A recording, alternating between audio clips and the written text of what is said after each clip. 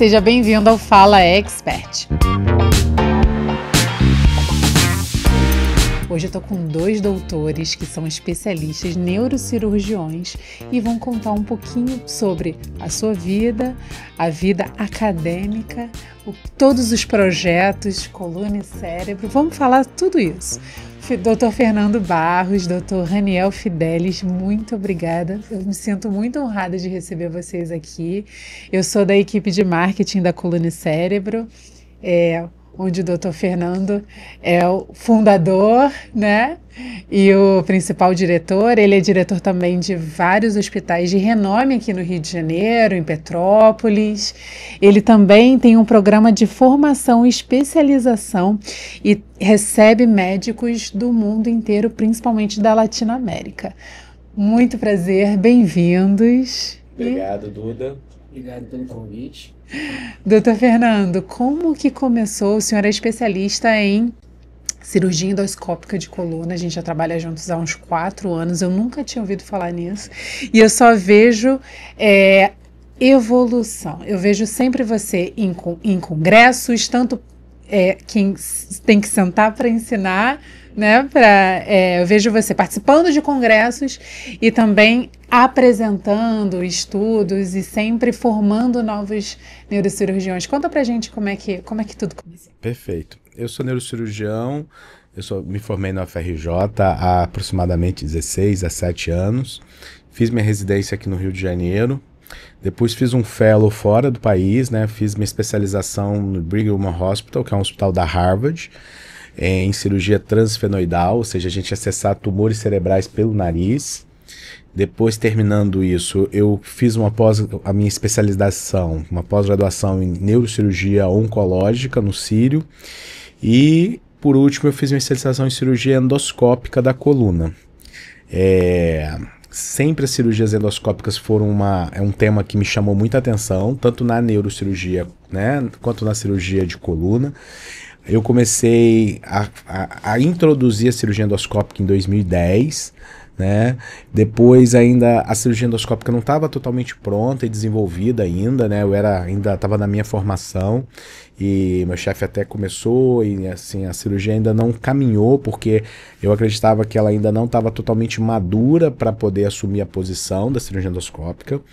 Mas com o desenvolvimento tecnológico, 2016, 2017, algumas equipes no Brasil começaram a se desenvolver muito. 2018 eu voltei a fazer cirurgia endoscópica, por retomar o meu interesse pela cirurgia endoscópica. Em 2019 eu fiz minha especialização na USP, em Ribeirão, fui uma segunda turma de especialização da USP em cirurgia endoscópica, e de lá para cá a gente vem fazendo cirurgia endoscópica cada vez mais, desenvolvendo e aumentando o nível de complexidade da cirurgia endoscópica. Hoje nós temos aproximadamente aí 350 casos já operados aqui no Rio de Janeiro, somente na instituição privada. A gente não tem instituição pública que faça de forma em grande escala da cirurgia endoscópica, né? Na minha equipe e a gente só atende hospitais privados. E vemos nesse caminhar se desenvolvendo e vendo a cirurgia endoscópica caminhando e se desenvolvendo, juntamente com a cirurgia endoscópica do cérebro, que a gente também já faz, como a terceira ventriculostomia, cirurgia transfenoidal para um tumor cerebral, inclusive a gente vai operar uma na segunda-feira agora. Então as cirurgias por vídeo, elas vieram cada vez mais aumentando o seu volume e tomando o seu espaço. Conta pra gente um pouquinho da sua experiência com a cirurgia endoscópica, com outros tipos de cirurgias. Sim, então, eu sou de Minas Gerais, né? Eu vim aqui para o Rio com 17 anos, né? E aí fiz minha faculdade na Souza Marques, fiz minha residência na UERJ, né? Onde a gente tinha ali cerca de 400 cirurgias por ano, né? Então tem um volume bem importante, né? Era uma das referências de coluna do estado do Rio de Janeiro, né? Mas é claro que, né, a experiência de um neurocirurgião ela vai crescendo cada vez mais com base nos casos que ele participa, né? Cheguei a ficar 1 mês no Canadá, vendo um pouco lá sobre neurocirurgia funcional, algo que me interessa bastante, né? Que principalmente a estimulação cerebral profunda, que é algo que vai ganhando aí a notoriedade aí daqui a uns anos, né, utilizando aí um chip, né, como se fosse um marca-passo que eles usam para o coração, eles usam no cérebro dos pacientes. A gente já faz isso em larga escala, né, tanto na UERJ. A UERJ também foi é um dos lugares que mais faz no Rio de Janeiro esse tipo de cirurgia, né, principalmente para o tratamento de doença de Parkinson, né. Então fiquei um mês lá observando como o pessoal faz lá no Canadá. Que legal, então existe já algum tipo de tratamento para o Parkinson? Isso. Existem alguns tratamentos mais avançados para Parkinson, mas são para os pacientes refratários ao tratamento medicamentoso. Então, primeiro o paciente passa por um tratamento com o neurologista, segue o tratamento, ajusta o tratamento, mas ao longo do tempo, o resultado desse tratamento medicamentoso vai progressivamente perdendo a sua eficácia. E aí o paciente começa a ter muito efeito colateral com as medicações, que são as discinesias, a dificuldade de movimento. Então a medicina evoluiu, hoje a gente consegue botar um eletrodo dentro do cérebro que estimula e melhora a expectativa e a qualidade de vida do paciente por mais 10, 15 anos, né? É óbvio que ainda os estudos estão se desenvolvendo, porque quando o Parkinson começa no paciente muito jovem, você faz ajuste à medicação e depois acaba tendo que botar um neuroestimulador cerebral, né, o DBS que a gente chama. Aos 70 anos, muitas vezes esse paciente já não tem mais um tratamento, porque ele já encerrou o tratamento com drogas, o estimulador já não está mais surtindo efeito, então ainda carece de alguns estudos para conseguir aumentar a expectativa de tratamento desses pacientes. Então, a tecnologia, a engenharia biomédica está aí nesse desenvolvimento, até pensando no uso de células-troncos para essa regeneração estrutural, né? Mas isso são cenas dos próximos capítulos. E como é que foi a sensação de fazer a primeira cirurgia, de participar da primeira cirurgia, de estar ali com a vida de alguém assim sob suas mãos? Eu achei engraçado, né, que a primeira cirurgia que eu participei efetivamente, né, depois de ter me tornado médico como residente, foi no dia do meu aniversário. Que presentão, então, hein? Sim, foi um presente excelente, foi uma artrodese de coluna lombar, né, o paciente vinha com muitas dores na região lombar, mas foi incrível, assim, e ver que existia um mundo ainda para poder aprender, né, e ainda hoje, né, eu entrando agora na coluna e cérebro, né, na equipe do Dr. Fernando, a gente acaba aprendendo mais sobre cirurgia endoscópica, né, coisa que não tem muito no público, né, onde a gente faz residência, né, então a coluna e o cérebro são caminhos, assim, longos, assim, que a gente percorrer ainda para poder ajudar os pacientes, né, são várias técnicas que a gente ainda vai estudar, ainda vai praticar. Isso. E, assim, e me fala um pouquinho o que é a cirurgia endoscópica de coluna. Ótimo. Bom, a cirurgia endoscópica de coluna é uma cirurgia como qualquer outra, né? As pessoas assim, é uma cirurgia minimamente invasiva. As pessoas se relacionam com o corte menor, isso ser minimamente invasivo. A cirurgia endoscópica de coluna, ela tem o mesmo risco de uma cirurgia convencional. Porém, por ela ter uma lesão tecidual, ou seja, corte, lesão muscular, abertura de coluna, tudo ser reduzido, isso permite uma recuperação muito mais rápida para o paciente. Permite o paciente ter um retorno às atividades mais rápida, uma alta hospitalar muito mais curta, né? Então, geralmente, os pacientes, por exemplo, o paciente que a gente operou hoje de manhã, hoje no final da tarde vai para casa. Coisa que numa cirurgia convencional ele ficaria 1, 2 dias internados. Sem contar que ainda o pessoal da antiga geração manteria esse paciente deitado 1, 2 dias sem andar. O nosso paciente sai do centro cirúrgico, ou mesmo dentro do centro cirúrgico a gente já bota em pé e ele anda já. E já percebe uma diferença absurda em relação ao problema prévio. Então, a cirurgia endoscópica, apesar de ter o título de uma cirurgia minimamente invasiva, ela é uma cirurgia que tem os mesmos riscos que uma cirurgia convencional. Porém, ela tem uma recuperação e permite o paciente um retorno às atividades muito mais precoce. Isso melhora a qualidade de vida para o paciente. Então, a gente entende que a cirurgia endoscópica está muito mais nesse caminho, né, de uma recuperação mais rápida, de uma alta mais precoce, de um retorno às atividades mais rápido, uma possibilidade de reabilitação muito mais rápida do que a cirurgia convencional. Não que a cirurgia convencional deixou de ter o seu valor. Pelo contrário, tem muitos casos ainda que a gente opera com a cirurgia convencional. Então a gente tem que manter o valor para a cirurgia convencional e para a cirurgia endoscópica. Qual que é o grande problema que eu venho notando hoje, né? Depois já de mais de 300 cirurgias endoscópicas? Que alguns colegas vêm querendo colocar cirurgia endoscópica para todos os pacientes. Então, às vezes eu recebo no consultório um paciente com cirurgia, indicada cirurgia endoscópica, e você olha aquele caso e fala assim, não sei se é o melhor caso para cirurgia endoscópica, entendeu? Então, isso é muito comum. Toda vez que uma técnica nova começa a se desenvolver, todo mundo quer usar a mesma técnica. E aí, depois, com o tempo, ela vai se ajustando e vai se mudando. Olha, para essas patologias é ótimo. Para essas patologias é possível. Para essas patologias o resultado já não é tão bom. E aí a gente usa a cirurgia aberta. Então, por isso que é importante você ter um médico experiente que conheça o tratamento de todas as técnicas para poder, para aquele caso, ajustar a técnica ideal. Porque eu costumo dizer aos meus pacientes no consultório, não é o paciente que se adapta à técnica. A técnica tem que se adaptar ao paciente, à patologia dele. Então, por exemplo, o paciente tem uma doença discogênica predominantemente sem uma compressão, a gente pensa numa técnica ALIF, que é uma técnica anterior. Se o paciente tem uma hérnia muito grande, ou uma estabilidade, ou uma hérnia muito central, talvez a endoscopia não seja o melhor para ele. Né? Agora, o paciente tem aquela hérnia bonitinha, ou uma estenose de canal, paciente relativamente mais jovem, uma estenose de canal moderada, a endoscopia é perfeita. E qual a diferença da artrodese para a cirurgia endoscópica de coluna? Então, na artrodese, a gente faz a fixação, né, da coluna, né, que é um procedimento um pouco mais invasivo, né, mais casos mais graves, né, que a gente coloca parafuso na coluna, né, é o que popularmente, né, cirurgia endoscópica é minimamente invasiva para casos que são menos complexos, né, mas que, assim, a gente tem que ter cuidado nas duas, né, porque as duas têm complicações, né, então é importante a gente conhecer bem a anatomia.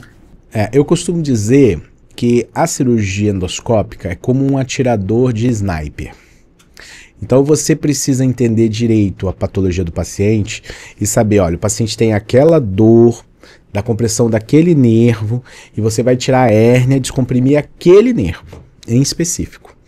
Então, por exemplo, o paciente que a gente operou hoje, ele tinha uma hérnia L5, S1 à esquerda. Né? Inclusive depois a gente até vai colocar retirado, fragmento gigantesco.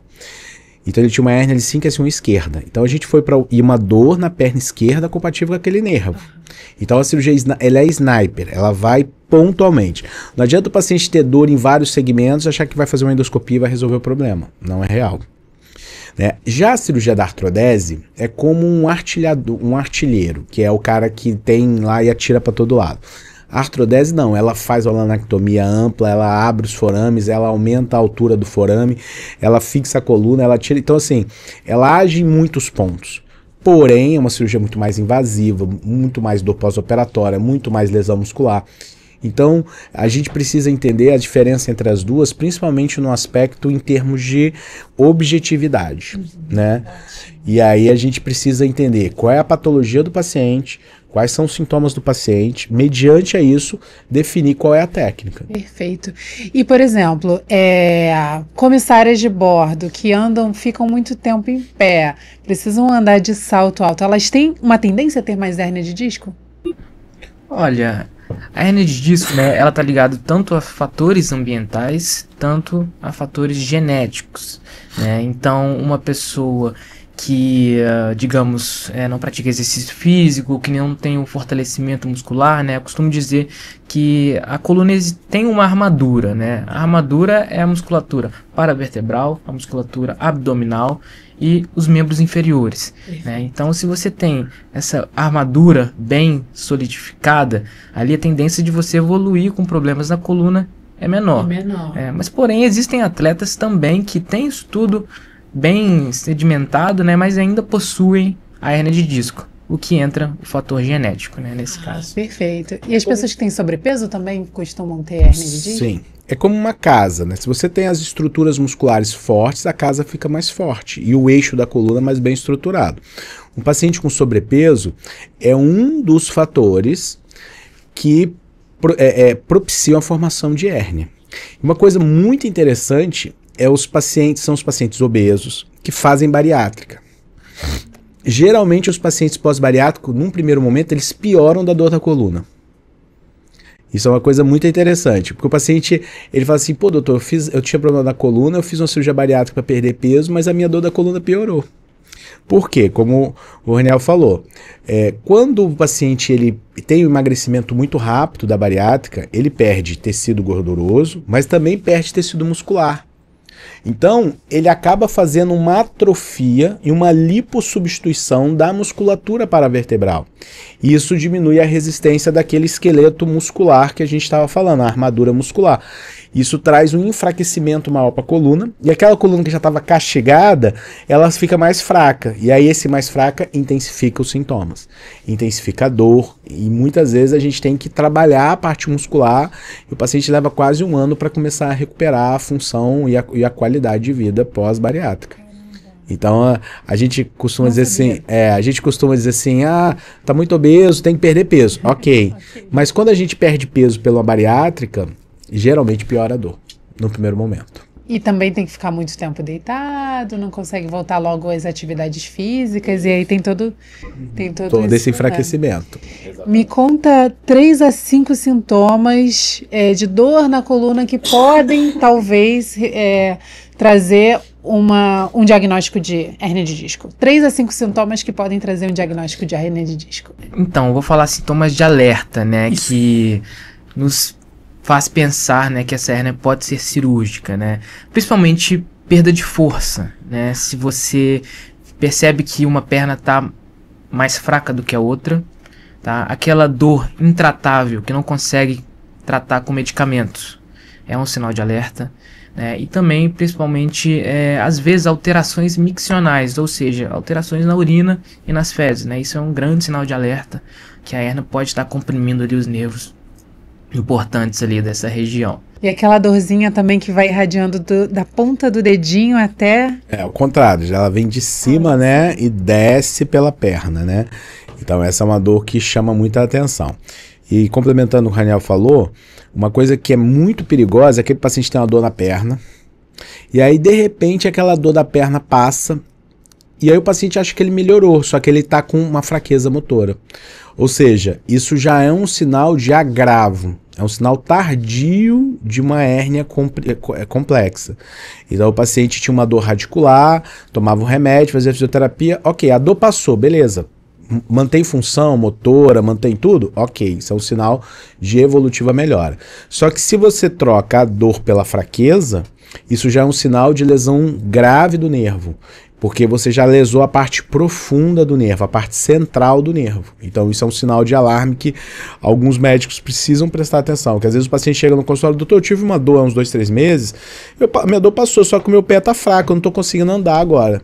Aí você olha, tem uma hérnia extrusa gigante, o paciente com uma lesão isquêmica do nervo. Então, a qualquer sintoma que seja recorrente, é melhor você procurar um médico. Um especialista para poder ouvir, fazer uma investigação, fazer um exame, fazer uma análise. Porque naquele primeiro caso, talvez nem precise, pode fazer uma infiltração ou qualquer outro tratamento. Eu costumo dizer para os pacientes que assim, a hérnia manda o recado. Então, a história natural, a gente faz mais de 400 cirurgias por ano, você acompanha, né? Então, assim, a história natural, o paciente começa com uma queixa de dor, aí ele procrastina, aí ele toma um remédio, aí ele faz uma fisioterapia e a dor melhora. Só que na cabeça do paciente, a dor melhorou significa que ele não tem mais a doença. Isso não é real. Né? Só significa que ele não está na fase inflamatória aguda daquela doença. Então, ele tem uma protrusão, ele tem uma hérnia de disco, né? Ele melhorou da dor, ótimo, mas aquela hérnia de disco não deixou de existir. E aí, a história natural, ele retoma as atividades, ou seja, o tratamento deixa de ser a prioridade, porque ele não está sentindo mais nada, e aí ele retoma todas as atividades. Quando ele retoma todas as atividades, daqui 1, 2, 3 anos, ele volta a ter nova crise. E cada vez que ele tem crise, a estrutura da coluna piora. E aí até chegar o momento que a única solução para ele é uma cirurgia. Então, assim, eu brigo diariamente no meu consultório com os pacientes, assim, não parar de cuidar, não parar de dar prioridade, né? Mas eu não estou sentindo nada. Então, o não sentir nada esse é o melhor momento para cuidar da coluna. A prevenção. Exatamente. Na verdade, não é nem a prevenção, já é o tratamento. Já é o tratamento. Porque o paciente, ele melhora a dor, ele deixou de ser uma urgência, né? Ele deixou de se preocupar. Aí ele vai se preocupar com o filho, vai se preocupar com o trabalho, vai se preocupar, e aí para de cuidar. E aí volta a piorar. E aí, muitas vezes, aquela hérnia que era pequenininha, que se a gente cuidasse, ela ia ficar quietinha ali, ele volta 2, 3 anos com uma hérnia gigante cirúrgica. Né? Então, assim, a nossa briga diária no consultório é com os pacientes para continuar o tratamento, principalmente quando estão assintomáticos, né? Porque quando está sintomático, aí a gente trata a dor. Eu costumo dividir assim, ó, a gente tem que tratar a dor e a coluna. Na fase aguda, grave, o foco nosso é tratar a dor. Eu não consigo colocar o paciente para fazer flexão, extensão da coluna na fase que ele está com muita dor. Então, o objetivo na fase aguda é tratar a dor. Quando a gente melhora a dor, aí a gente vai tratar a coluna. Só que nessa passagem, o paciente não volta mais. Não volta, não quer mais ver o Dr. Fernando. Vai voltar, né? Infelizmente vai voltar algum tempo depois, numa situação que não é o que a gente gostaria, né? Mas, enfim, aí o preço. Então, a coluna manda o recado. Sim. A coluna, assim, não acorda de um dia pro outro, em raras exceções, vou dar ruim. Não. A coluna avisa, tô aqui. Tô começando a ficar ruim, tá começando a dar problema, cuida de mim, me dá uma atenção. Mas a vida do dia a dia às vezes não permite. E a pessoa vai deixando, fica aí no seu canto quietinha, vai ficando aí, até chegar uma hora que ela engripa de vez. Exatamente. É a mesma coisa com o cérebro, né? Às vezes a gente tem aquela dorzinha de cabeça, aquela enxaqueca. E aí, daqui a pouco pode ser um tumor, pode ser alguma outra coisa. Um aneurisma, né? Quantos pacientes a gente já pegou no consultório? Inclusive, tem uma paciente que segue a gente lá no Instagram, a gente operou a coluna cervical dela, né? Figuraça, a paciente... Não, esqueci o nome dela, vai até brigar comigo. Eu sou péssimo de nome. A gente operou a coluna cervical, ficou ótima, né? Ficou tratando, e aí ela vinha no consultório reclamando, tô com dor de cabeça, eu pedi uma angiorressonância. Um aneurisma. Grande, prestes a romper. Aí a gente foi lá por via endovascular, a gente tem o Dr. Marcelo Sarmento, trabalha na nossa equipe, que faz a parte endovascular, né? Em alguns hospitais junto que a gente faz a coordenação neurocirúrgica dos hospitais, né? E aí a gente embolizou e curou ela tá ótima. Entendeu? Então, assim, algumas patologias, elas começam a mandar o aviso, dar um recado, olha, não tô legal. A gente tem que ter um médico que vai lá e pega, entendeu? Aquela informação e permite a gente investigar, porque senão muitas vezes já chega tardio, e aí o tratamento já de uma patologia tardia é sempre muito mais complexo. E o aneurisma cerebral, você não precisa ser fumante, você pode também ter outros problemas. Da mesma forma que a coluna, né, a gente tem os fatores ambientais e os fatores genéticos, né? O cigarro é o vilão de todos dois, né? Tanto do aneurisma do corpo todo, como em geral. Da doença de coluna. Principalmente. E a hipertensão arterial, né? A pressão alta, paciente que não trata, né? Isso de uma certa forma fragiliza os vasos, né? E faz com que eles sejam mais propícios a criar esse aneurisma, né? Então é algo que a gente tem que cuidar diariamente, né? Através de uma boa alimentação, através de exercício físico. É fácil falar, né? Mas assim, no estresse do dia a dia, né, a gente acaba deixando essas coisas de lado, mas é um tratamento tanto para a coluna quanto para o cérebro, exercício físico. Isso aí. Assim, quando a gente fala exercício físico, a gente tem que pensar que o exercício físico não é aquele crossfitness. Não é. O exercício físico é um exercício físico de baixa intensidade, moderada intensidade. A atividade física, ela tem que trazer bem-estar, ela tem que trazer fortalecimento, mas ela não pode causar lesão. Então, quando a gente fala em exercício físico, é sempre uma luta, né? Porque as pessoas acham que assim, vou fazer crossfitness, aí você pega um gordinho lá, que não tem treino, que não faz isso, e bota ele no crossfit, são 6... pouca massa muscular. 6 meses ele faz lesão de joelho, tornozelo, coluna. Eu tenho vários adolescentes de 17, 19 anos que eu já operei a coluna por conta de lesão de crossfitness. Então, assim, o crossfit é ótimo, acho ótimo, mas para a pessoa que já tem um preparo. Porque virou uma moda o crossfit, né? Não estou sendo contra aqui, o pessoal do crossfit não vai brigar comigo, não estou sendo contra o crossfit. Eu estou dizendo que o crossfit tem que ser no momento certo, para a pessoa que está preparada para aquela atividade. Então, assim, o crossfit ele tem um potencial lesivo muito grande. né, quando você não tem o paciente certo para aquela atividade. E você tem muita competitividade também, porque você vê o coleguinha do lado aumentando o peso, aumentando a carga, fazendo mais repetições. Esse é o vilão da lesão. Esse é o vilão da lesão. E assim, você quando fala de atividade física, você pega um atleta. Você pega um atleta de 30 anos, um atleta profissional, aos 30 anos, as articulações de coluna, quadril, joelho, são compatíveis com um paciente de 60 anos. Então, assim, será que aquela atividade foi suficientemente adequada para aquele paciente? Não. É simples, pega um jogador de futebol aos 30 anos, 35 anos, ele está se aposentando porque ele não tem mais condições físicas e funcionais para ser submetido àquela atividade. Ele já operou o joelho 2, 3 vezes, ele já fez várias lesões. Então, assim, ele não tem mais explosão, alta performance. Isso, eu não estou nem considerando a alta performance, né? É óbvio que com o envelhecimento a gente perde isso.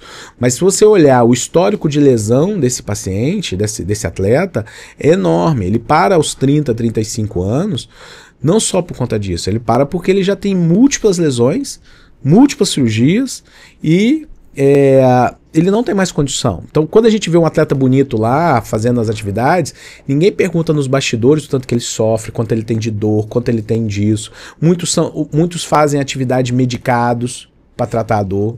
Atleta de ginástica olímpica, esses pacientes, eles têm muitas lesões desse aspecto. Então, eu costumo dizer, e a gente até já gravou um vídeo falando sobre o que é envelhecimento saudável. E eu gosto muito disso.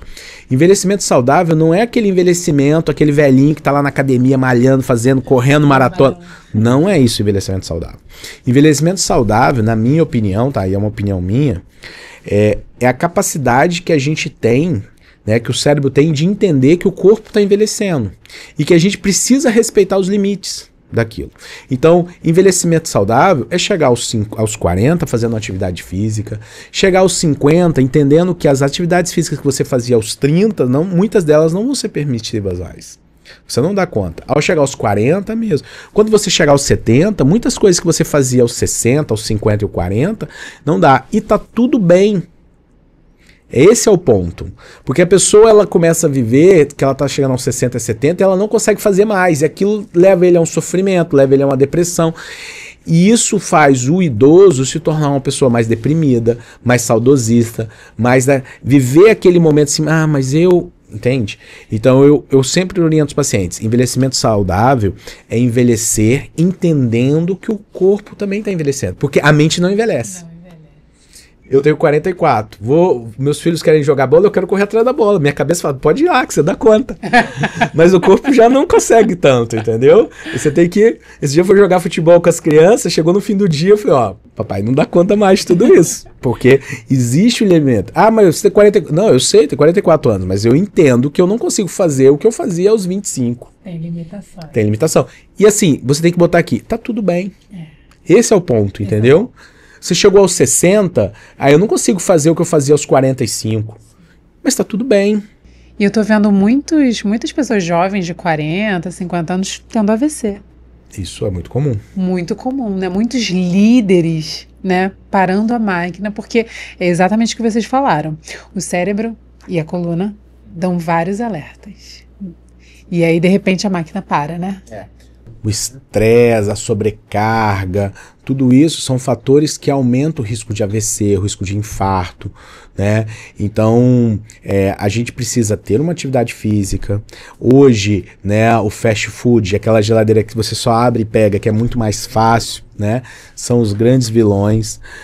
Hoje a alimentação, principalmente a alimentação em embutidos, a alimentação rica em sódio, rico em gorduras saturadas, são os vilões tanto da coronária quanto das artérias cerebrais. Eu vi o meu pai tendo, ele teve diabetes, da diabetes ele começou a ter pressão alta, ele não nasceu assim.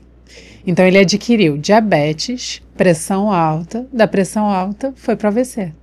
E teve algumas sequências, né? Você acompanhou um pedacinho.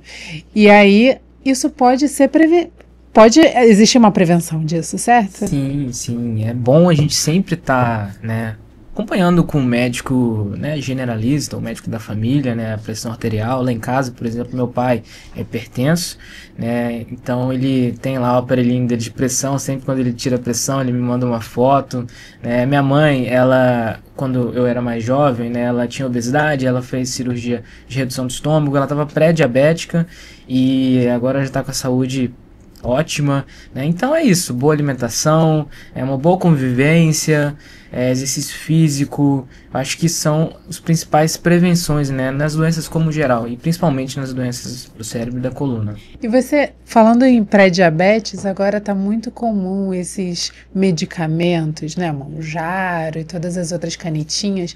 Você acha que isso também pode afetar de alguma forma o cérebro? Pode ter algum efeito colateral? E ainda tem estudos rolando para tentar entender dos efeitos colaterais dessas medicações, né? Sem dúvida, elas vêm para revolucionar a obesidade, tanto que algumas delas se comparam já à cirurgia bariátrica, tanto a capacidade de perda de peso. Agora, sobre causar lesões ou atrofias cerebrais, ainda não tem nada muito firmado na literatura, ainda estão se estudando ainda os efeitos colaterais, porque é uma droga nova, a gente só começa a entender isso daqui 3, 5 anos que os pacientes estão usando. Agora, uma coisa que chama muita atenção, isso é importante, principalmente os pacientes que vão operar, isso tem que ser conversado com o seu médico, porque se o paciente está fazendo uso de alguma caneta de emagrecimento, a Sociedade de Anestesia já preconiza que ele precisa suspender 30 dias antes da cirurgia. Então, por exemplo, a gente tem lá a aspirina, a gente tem que suspender 7 dias. Os hipoglicemiantes orais a gente tem que suspender um dia antes, né? Algumas medicações a gente suspende um dia antes ou 3 dias antes. Agora, essas canetas a gente tem que suspender elas 30 dias antes da cirurgia. Então isso é uma coisa importante e muitos pacientes não se atentam sobre isso, né? Porque ela diminui o esvaziamento gástrico e aí na anestesia ela pode vomitar esse resíduo gástrico e broncoaspirar. Então isso é uma coisa importante que quase ninguém fala, é que os pacientes que vão operar e usam a caneta precisam suspender 30 dias antes. Então, gente, médico, advogado e padre, você não pode mentir, correto? Perfeitamente. Correto. Tem que sempre falar a verdade. Tem sempre que falar a verdade. Bom, eu quero falar sobre salto alto. Vocês têm alguma dica para a mulherada que precisa? É uma executiva, de repente é uma executiva de vendas, preciso usar salto alto para me sentir mais elegante, etc. Você tem alguma dica, doutor Fernando? Pode falar? Olha, o salto alto, né, a gente acaba, né, forçando um pouco, né, por ficar muito tempo em pé, né, isso é ruim principalmente para as panturrilhas, né, mas a gente tem alguns estudos que mostram que a pressão que o corpo exerce sobre o disco intervertebral, né, ele é diferente em diversas posições, né, com o paciente em pé e com o paciente sentado, a pressão exercida em cima do disco intervertebral é maior que o paciente sentado. Então, por isso que a postura correta, né, no ambiente de trabalho. Então, assim, né, são as medidas ergonômicas, né, que evitam, né, fazer com que a coluna progrida para uma doença crônica, né? Então, assim, muitas vezes a postura que a pessoa tá ali, ela é mais importante talvez do que o uso correto de alguns sapatos, né? Falando do salto alto em si, o que acontece? O salto alto, ele muda a estrutura e o eixo da coluna e do quadril. Então aquele salto muito alto, né, o famoso salto 15, né, o salto, você muda a pisada. Então o paciente pisa praticamente como se fosse com o pé equino, né, com a ponta do pé. Isso leva à mudança do quadril e da coluna. Isso proporciona um processo degenerativo mais acentuado, tanto do quadril quanto da coluna. Então assim, o que a gente orienta os pacientes, né, principalmente as moças aí, tente evitar, né? De preferência, vai para uma reunião, leva um sapato, usa pontualmente ao invés de ficar andando na rua. Ao invés de ficar o dia inteiro de sapato alto. Então assim, o ideal é a gente oriento os pacientes a usar até em torno de 4 a 5 centímetros. Legal. Você pode usar aquele Anabela, que tem uma plataforma, mais uma altura para as meninas menorzinhas que querem ficar maior, né? Agora, o salto alto por muito tempo, ele acaba, além de proporcionar a deformidade do pé, né, que são os joanetes e tudo mais, ele aumenta a taxa de lesão da articulação do tornozelo, ele sobrecarrega o joelho, o quadril e a coluna.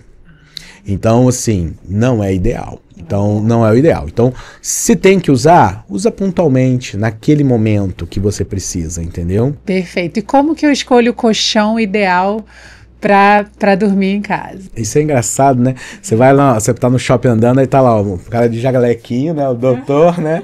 Doutor Coluna. E ele faz uma história. Olha só, não existe isso, tá? Então eu tento desmistificar isso aí. Eu vejo pacientes às vezes chegando, eu comprei um colchão magnético, paguei 24 mil reais em 24 vezes no cartão de crédito. Faz massagem, abraça. Gastou dinheiro à toa, entendeu? Na prática não é assim. O que você precisa é ter um colchão que ele seja resistente à deformidade. Então geralmente é um colchão de mola ensacada, que é o ideal. Padrão. Isso, padrão. E o que vai levar conforto para o paciente é o pillow, que é aquela camada que vai em cima do mola ensacada. Tanto que se você for olhar, quanto mais espesso esse pillow, mais caro é o colchão. Então, o ideal é um colchão que não seja rígido demais, aquela ideia de que vou comprar um colchão ortopédico, vai se arrepender. Porque a coluna ela tem as suas curvas. Então o colchão ele precisa respeitar essas curvas. Não adianta eu botar o paciente para dormir num rígido, porque ele vai tentar esticar a coluna, né? Ou seja, aquelas curvas não vão ser respeitadas. E aí o paciente vai ter mais dor. E também não pode ser um colchão de mole demais, que o paciente deita, ele faz uma barriga, assim, né? Te abraça o colchão. E aí é um colchão que vai também modificar a sua curva da coluna, vai piorar a dor. Então o colchão ideal que eu falo para os pacientes é assim, tem que ser um colchão que ele seja rígido, mas que ele não seja duro demais para te retificar, nem mole demais para te abraçar. Ele precisa respeitar essa curva. Então, quando você for na hora de colchão, deita lá no colchão, mira do lado, vira pro outro, vê se está confortável. E esse é o colchão ideal. Aquele colchão que você já tá usando há muito tempo, né? Que já tá com um vão, assim. Tem vanidade o colchão, e ninguém fala. Ninguém fala. Quantos anos? Quanto tempo? Depende. Tem marca que o colchão tem validade de 5 anos, tem outras que tem colchão de 10 anos. Então, aí o paciente vai lá e vira o colchão pro outro lado, né? O colchão do neurocirurgião acaba durando um pouco mais. A gente não dorme. Não dorme em casa, né? A gente não dorme em casa, quase. Isso é verdade, isso é verdade. Então, igual o travesseiro, né? Aproveitando o gancho do colchão, outra coisa que sempre pergunta é travesseiro. Qual é o travesseiro ideal? Da NASA. Sim. Que não é da NASA, Não é da NASA, O travesseiro ideal depende muito da posição que você vai dormir, que você dorme. Então, quem dorme de ventral, de bruços, como a gente chama, essa é uma posição muito ruim para a coluna. Barriga para baixo. Para baixo, bruços. tá. Essa é uma posição muito ruim para a coluna, né? Porque a gente roda o pescoço. Então, você dorme com essa posição, então você sobrecarrega as articulações da cervical e aumenta a chance de você fazer uma artrose cervical, que a gente chama. Então, isso é uma posição ruim. Em decúbito dorsal, ok. Em decúbito lateral, ok. Só que quando a gente deita em decúbito dorsal, o pescoço fica assim. E quando a gente deita em lateral, o pescoço fica assim. Então o travesseiro ele tem que ganhar essa curva. Então assim, para o pescoço não ficar assim, ele tem que ganhar essa curva. Esse ângulo. E atrás a mesma coisa. Então tem aquele colchão que é uma conchinha. Aquele travesseiro que é uma conchinha. Esse é um travesseiro muito mais ergonômico. Esse é um travesseiro mais adequado. Mas volta aquela história, né? O que é o melhor? O melhor é o que você se sente mais confortável. Então qual que é o melhor colchão? O que você se sente mais confortável. O que é o melhor travesseiro? O que você se sente mais confortável. O que é ruim? Aquele que você dorme e acorda com dor. Sim. Aquele que você dorme e tem uma noite ruim. Então esse é o que não serve. Então não existe uma regra. Existe uma ideia do que é o melhor, porém não é uma regra, entende? Agora eu quero um conselho de elevador de cada um de vocês. Para você, eu quero que você dê um conselho que você daria para algum residente, alguém que está querendo ingressar na medicina. O que você falaria? Olha, eu acho que o principal de um neurocirurgião, ou de qualquer médico, ou de qualquer pessoa bem-sucedida, é a resiliência, né? De você aguentar, em palavras chulas, né? Aguentar tomar porrada e tá ali com foco, perseverança o tempo inteiro. os seus objetivos. Eu acho que isso me ajudou muito, né? Durante a residência, eu brinco lá na residência, depois eu até vou jogar para eles, né? Que eu fui um dos únicos que não pensou em desistir. Porque dentro da residência de neurocirurgia é puxado. Né? Mas assim, eu acho que vem de ensinamentos de família, né? A gente vem de uma família simples, né? Que assim, tudo que a gente tem hoje tem que agradecer muito. Então eu acho que é isso, é mudar um pouco a visão e pensar que resiliência, né? Não é da noite pro dia que você vai ser bem sucedido. Resistir não é uma opção. É isso aí. E você, qual conselho você daria para os seus pacientes? Vamos falar dos residentes primeiro, né? Então assim, a gente tem um programa de formação internacional de neurocirurgiões, né? Voltado para os alunos estrangeiros. Então a gente recebe hoje alunos do mundo todo que vem fazer o programa com a gente de 5 anos. A gente já tem a segunda turma, né? Temos aí 2 na primeira, que é um da República Dominicana, que é o Irving Quinteiro, temos o Carlos, que é do Equador, e no segundo ano a gente tem o Hernan, que é da Costa Rica, e a Michele, que é do Equador, né? Então é um programa árduo. Então na entrevista a primeira coisa que eu falo para eles é que é difícil. Porque são 5 anos de muita dedicação. Então são horas sem dormir, noites viradas operando. Quantas e quantas noites a gente virou operando. Então não é fácil. Ser neurocirurgião realmente é uma corrida de obstáculos, né? Então, para chegar ao final, só os ganhadores mesmo, só os vitoriosos, porque muitos vão procrastinar, muitos vão desistir ao longo do caminho, porque não nasceram para isso. Para ser neurocirurgião, você tem que não só querer, você tem que nascer para ser um neurocirurgião. Porque você tem que abdicar de muitas coisas da vida, você vai deixar momentos de ficar com a sua família, você tem que ser rápido, não é assim, é um caso, amanhã eu vejo. Não é, você tem que ir na hora, resolver na hora, porque muitas vezes a chance que você tem de salvar a vida daquela pessoa é naquele momento, e não amanhã. Então a neurocirurgia, infelizmente, ela tem essa exigência. Até eu que sou o mais velho da equipe, o Raniel está com a gente quase 2 anos, tem o doutor Adenilson que está há 10 anos com a gente, que não pôde estar presente. Até eu muitas vezes saio de casa de madrugada, chego em casa de madrugada. A gente se fala às vezes no meio da noite. Então assim, é uma dedicação muito grande. E para os pacientes, assim, é óbvio que eu costumo dizer para meus amigos, eu falo assim, eu nunca queria que vocês precisassem de mim. Porque eu sei que quando você precisa de um neurocirurgião é porque as coisas de fato não estão boas. Não é como o dermatologista, o cirurgião plástico, que vai todo mundo feliz lá, né? Então, quando o paciente chega para mim, ou ele tem uma patologia grave de coluna, ou as crianças têm uma má formação, ou o paciente tem uma lesão no cérebro, está num momento muito difícil da vida, de muito desespero, né? Então, assim, o que eu consigo falar para os pacientes é terem paz, tranquilidade, que tudo vai dar certo, né?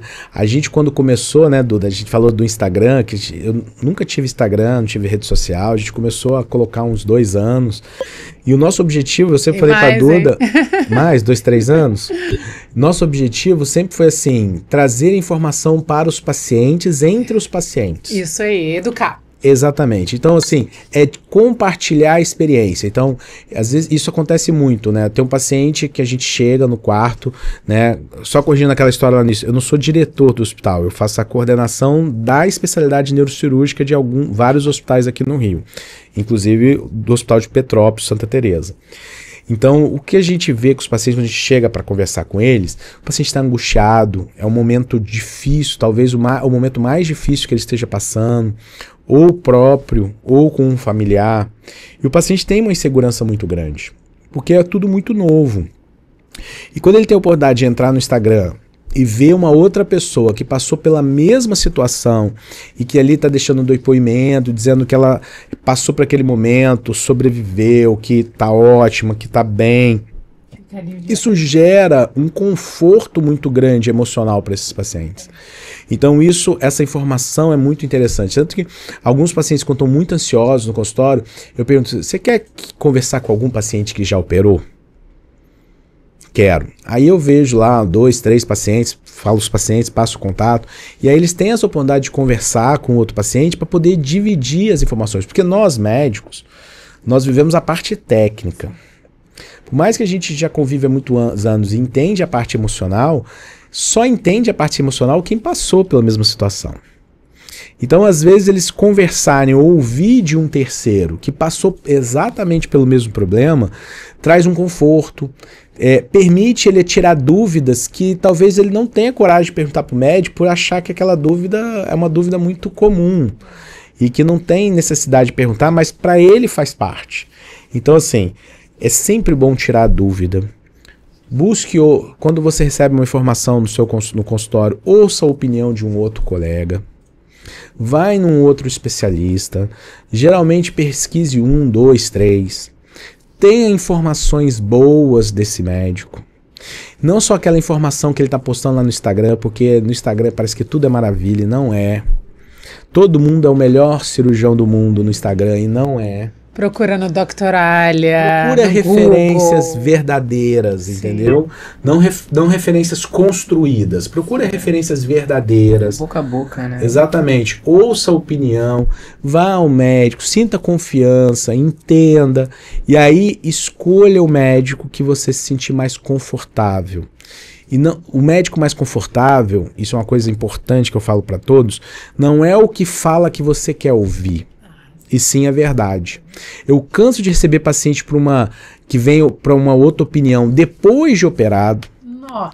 que vem com dor e fala que assim, não, eu operei a coluna e meu médico falou que em 2 meses, 3 meses eu estava jogando futebol.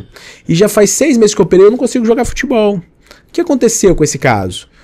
O médico operou bem operado? Claro que operou, a cirurgia está ótima, está tudo ótimo. O problema foi que esse colega prometeu o que o paciente queria ouvir. E não que era possível, de acordo com a patologia dele. Tanto que eu falo para esse paciente, se você viesse no meu consultório, eu falasse para você que nunca mais ia jogar futebol, se eu operar comigo? Não ia.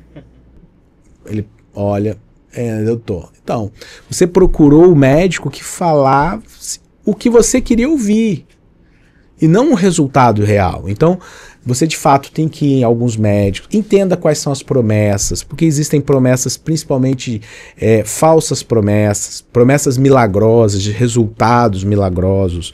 Então, cuidado com isso. Cuidado com aqueles médicos midiáticos, cuidado com as falsas promessas, olhe os resultados de verdade, conversa com quem já fez.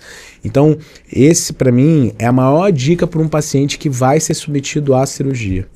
Nós temos ótimos médicos no Rio de Janeiro, fora do Rio de Janeiro, então tem a oportunidade dos pacientes buscarem uma ampliação aí dos seus conhecimentos. E hoje a internet tem aí, né? Tem. Agora eu quero que você olhe para essa câmera aqui e você dê um recado agradecendo aos seus seguidores, que eles são tão queridos.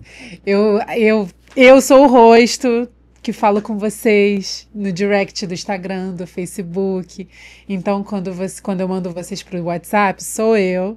Agora, o Dr. Fernando, quero que você dê um recado muito carinhoso para os seus pacientes que mandam depoimentos, mandam fotos dos seus familiares, só para agradecer mesmo. Ótimo, eu que agradeço a confiança, agradeço aí principalmente a confiança aplicada a mim, à minha equipe, né?